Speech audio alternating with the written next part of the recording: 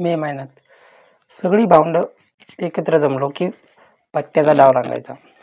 पण जेव्हा इंग्रजी फार यायचं नाही, मग जो ज्याला असं ऐकू आला उच्चार तसाच म्हणायचा.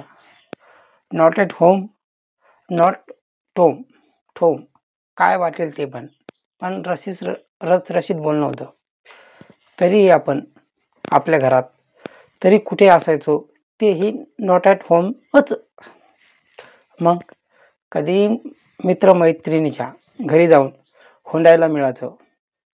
येऊ का वगैरे विचारण्याचा फॉर्मलाइट्स नव्हत्या. चॅलेंजला पण चॅलेंज काय वाटेल ते म्हणायचे. लेडीज नावाचा खेळ फक्त लेडीजनंच खेळायचा असं आपलं उगीच वाटायचं. मग त्यात एक बोली बोलली जायची लाडूची, म्हणजे 32 काव्ये किंवा अर्धा लाडू 16 कळ्या वगैरे. जब्बू पण असाच एक डाव. जब्बू देताना एक पाणी आणि एक गुटेरी, मजाच वेगळी. मग हे सगळं शब्द कुठून आले देव जाणे, पण मात्र ठसून भरलेला होता. काचा पाणी पट, सागरगोटे हे अजून काही प्रकारचे बैठ्या खेळातले. काच पाणीसाठी भांड्याच्या काचा जमवायला अगदी कचरा कुंडी पण गाठली. सगळेच खेळ आपल्याला जिवंत ठेवायचे, पण वेगळा असा स्पोर्ट्स डे असायचा. रोजच खेळ. दुपारची शाळा असली की दप्तर फेकून धावत सुटायचो, कारण उशिरा पोचलं खेळला तर कट ऑफ करायचे म्हणून. ॲक्च्युअली कट ऑफ खेळातून तळ हातावर छोटंसं चाटून टॅम्प्लिस हा शब्द तर कारण लपंडावा धप्पा म्हणणे, रेडीचा डाव खडी असे चिडवणे. मग समोरच्याला आपल्याला जो म्हणतो तेच असं बोट आपल्याकडे नाचवत म्हणणे. त्या सगळ्यांची मजा काही औरच. आपल्या मुलांना काय कळणार ती लगोरीस. असं 7 ठिकऱ्या एकमेकाच्या ठेवून त्यावर रोज फिरणे. तो नाही फिरला तर लगोरी लागली असं धरत नसत. मग तसेच डब्बा एस्पेसे पत्र्याचा एक फालतू डब्बा अनन्यसाधारण महत्त्व मिळाला. लपंडाव खेळताना मुलं मुद्दाम एकमेकाचा शर्ट आणि टी शर्ट बदलून गंडायचे आणि शर्टाचा बाही बदल हे असे लपवायचे की चुकीचं नाव घेतलं की थप्पा मिळायचा. राज्य असणाऱ्यालाच पकडायला लावायचं. हा काय न्याय. अशा नियमावर आपलीच अपील नसायची. जोड साखळी रस्सी खेच नुसती वडावडी. दगड माती म्हटले की जे म्हणेल त्यावर उभं राहायचं, आणि दगडावर उभं राहायचं असेल तर सापडेपर्यंत फक्त धावायचं.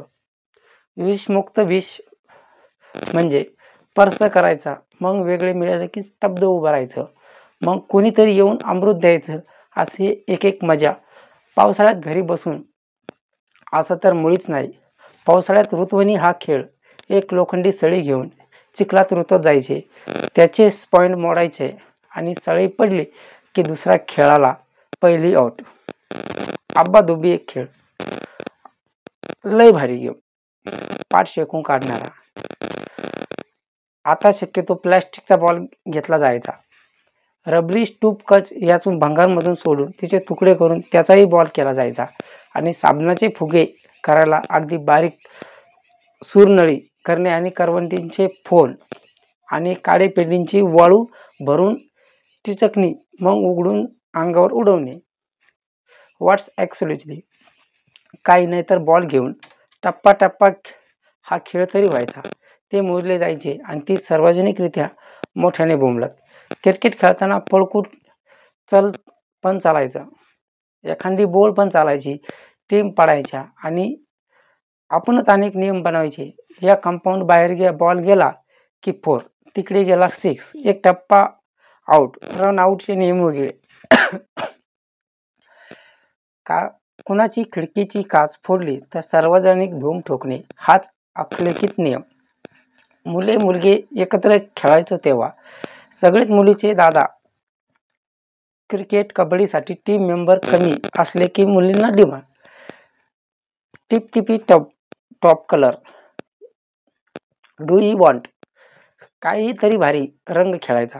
मग नसेल तर आऊट करायचे, यातही धावायचं आणि टप गोट्या रिंगण आखून जो सांगितला जाई तोच टप किंवा गोटी रिंगणाबाहेर नेम धरून उडवायचा.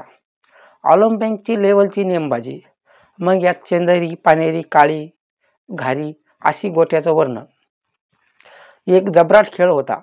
टायर्स फिरवणे, जुने टायर घेऊन ते काठीने पळवत नेऊन त्यांची शर्यत लावायची.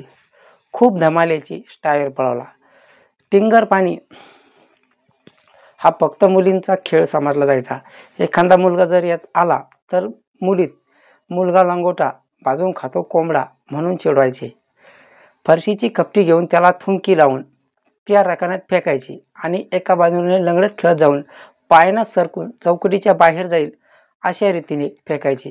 रेषेवर पडली तर आऊट. कांदाफोडी. डोंगराला आग लागली, पळा खांबोळी. शिवाजी म्हणतो दोरीवरच्या उड्या, मामाचं पत्र हरवलं. शिरापुरी, भातुकली हे सगळेच गर्ल्स स्पेशल खेळ आणि मुलींची मनोपली. नाव, गाव, फळ, फूल, नाटक, सिनेमा, रंग, प्राणी, पक्षी, वस्तू या काय वाटेल त्या वह्या भरायच्या. भातुकली दोन दोऱ्या बांधून घरघर खेळणं आणि दाण्याचे लाडू किंवा चुरमुऱ्याचा भात एवढंच. कायम स्वयंपाक असायचा भाकुलीत. व्यापार, सापशिडी आणि सागरगोटे, काचा पाणी हे दुपारचे खेळ. कॅरम तसा श्रीमंतीचा खेळ, ते नको असायचे. त्यात धांगडधिंगा करता यायचा नाही ना, त्याच्यामुळे ते नको असायचे. पतंग कापणे यात जो माहीर तो सगळ्यात भारी. मुली आपला काट सांगायच्या की फिरकी धरायचा, मग ती काढताना ढील देणे वगैरे प्रकार करायचे. काढता आली नाही तर पतंग, मग मांजा नीट नाही आणि कन्नी नीट बांधली नाही या तक्रारी. दिवे लागणी झाली की पुरवायच्या म्हणून रात्री जेवण झालं की अंतराक्षी आणि भूताच्या गोष्टी. निवड नेस्ट लगीन. समुद्र बालपण हे होतं. करता येईल ते तसं. आजच्या लहान मुलांना काहीतरी जादू घडवाई आणि काहीतरी होऊन आपल्यात नाही का